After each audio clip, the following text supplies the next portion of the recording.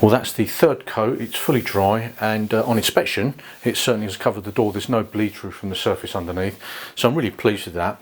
And you might notice from the camera, I don't know if you can see it, but there's shades of black here. It looks a bit glossy there, or a bit shinier there, and a bit matte there. Well, I wouldn't worry about that, because when we do our final denibbing with the wire wool, which is that superfine wire wool, you'll recall, when we denib that, that'll all go flat, it'll blend into one colour black. So what I intend to do now is actually do that denibbing.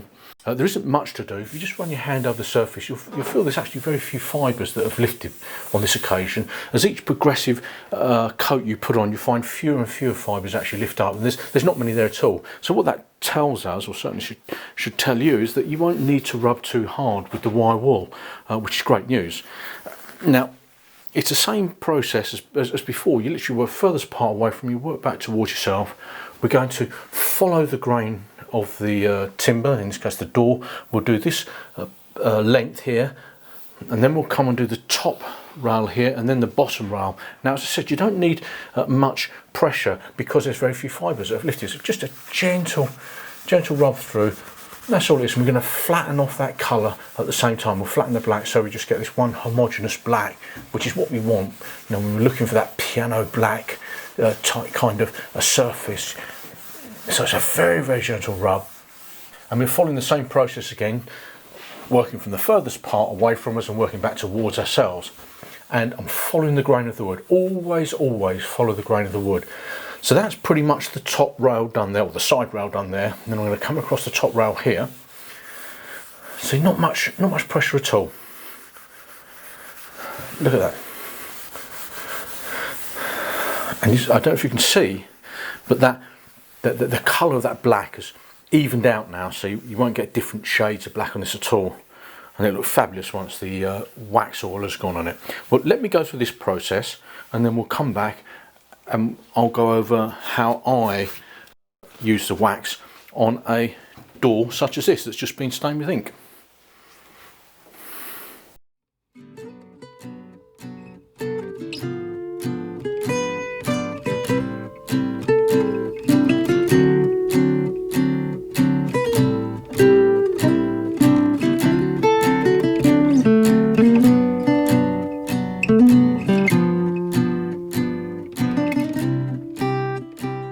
Well, there it is. That's the third and final coat done. It's covered beautifully.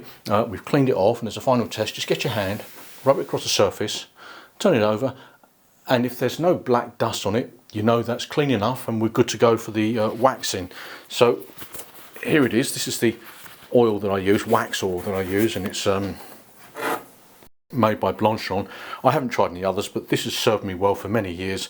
It's expensive, as I mentioned before, but it's the one I prefer. Now I give that a good stir to make sure all the minerals and components are thoroughly mixed, and get yourself a rag. You can use a brush, but I've always used a rag, and we're going to dip a little bit of this rag into the oil. Actually, I'll wipe it off the stick first. I'll give him my first coat.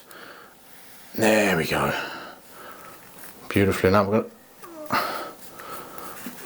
start waxing the door again, starting from the furthest part away from us and working back to myself. Look at that, straight on there. Follow the grain, always follow the grain. Not quite wax on, because you don't want any circles in it really. Look at that. Can you see how that's coming up? I hope so. Beautiful, beautiful finish.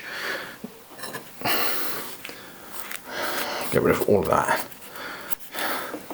Wonderful. Now just dip it in there.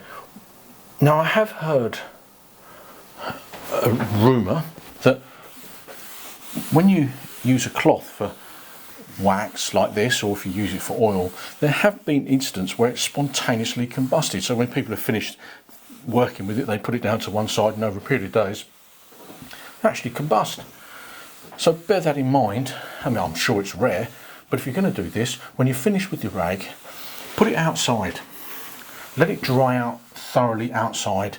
Don't leave it in your house or in your garage where there's any possibility that that could happen. Look at that. Hopefully you can see it now. We've got a lovely even sheen down there, and I'm going to do exactly the same thing, following the grain. I'm going to do this top rail, the bottom rail, then the main panel, and work back towards myself. When I've done that, then we'll come back and have a polish and see if we can get that lovely final finish on there.